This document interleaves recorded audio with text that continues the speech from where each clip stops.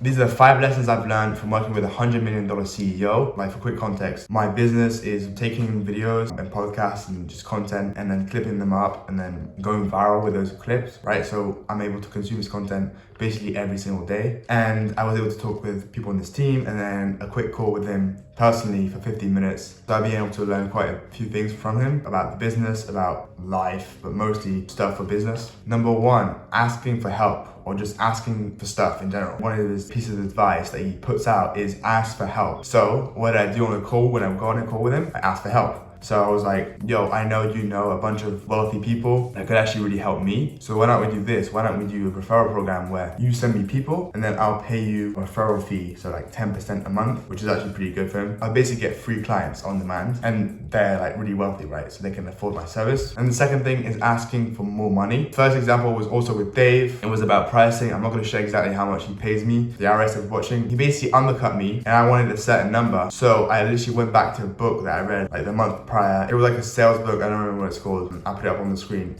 So he kind of taught me how to negotiate. So I went back to the book and I used the exact framework, which was, I really appreciate the offer you've given me. I think it's really fair, but I can't do below this amount of money. Let's say I wanted $10,000. He told me $8,000 a month. I said, you know, I really appreciate that offer. I think it's really fair, but I can't do under $12,000. And then he said, okay, let's do $10,000 in the middle, which is what I wanted in the first place, right? Second example for this, like the asking for more money, would be on another client. She's called Janine. We've been working together for a while. I nearly tripled the price. It went from 750 euros a month to $1,850 a month, which is basically triple. I sent her a voice note, then I sent her a Loom video, like a 5-minute Loom video, kind of explaining the benefits of what I'm going to provide, but also why I was increasing the price, just being transparent. I was like, yo, I need to increase my profit margin. I want my business to be more profitable. I want to pay my editors more. So I kind of explained like a normal human being, and then, you know, she accepted it. So yeah, ask for help and ask for stuff. Second thing I learned is that wealthy people are actually super nice, contrary to what, you know, society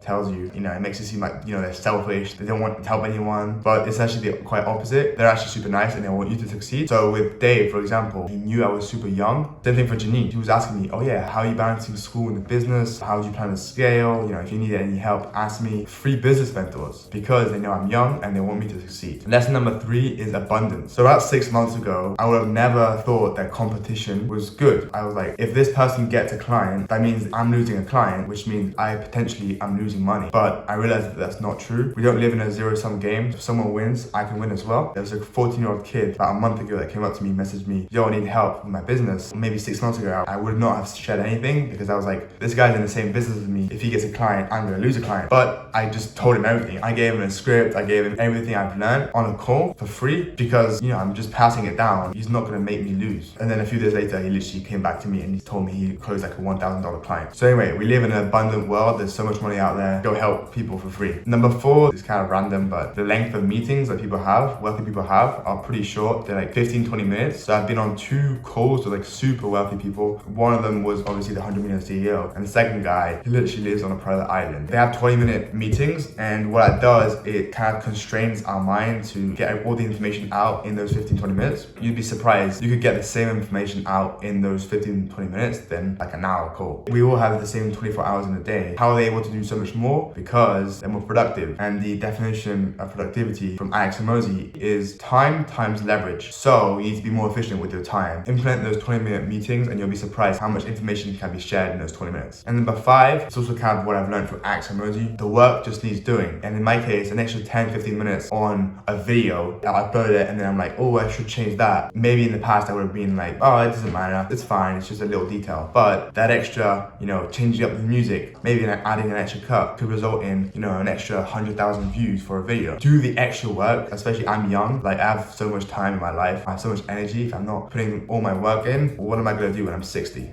Do like 10 minutes of work? So anyway, put all the efforts in. Okay, and those are the 5 lessons I've learned from working with these guys. Side note, I don't care what anyone else thinks. I think the new Drake album is insane. Not saying I'm the best at what I do. I'm just saying that it's me versus whoever wanna lose.